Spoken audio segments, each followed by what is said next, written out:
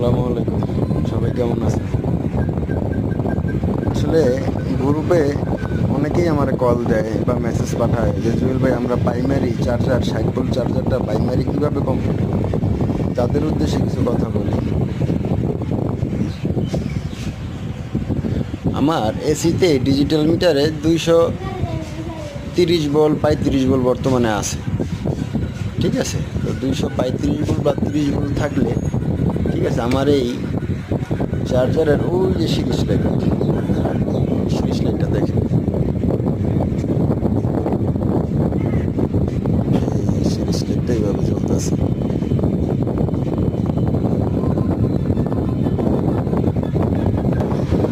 এটা হচ্ছে লোক আপনার 10 নম্বর লুপে থাকবে। যারা নতুন চার্জার বাধাই করেন এই 10 নম্বর লুপে এরকম আপনার সিরিজ থাকবে, এই যে এরকম 200 ওয়াটের লাইট 10 নম্বর লুপে এরকম সিরিজ লাইট থাকবে।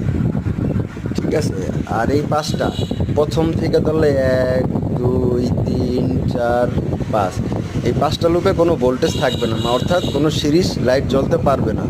এভাবে আপনারা প্রাইমারিটা কমপ্লিট করে নেবেন। আর সেকেন্ডারিটা আমি আপনাদের সবাই ভিডিওটা পাঠাই দিব, ঠিক আছে, সবাই দেখবেন।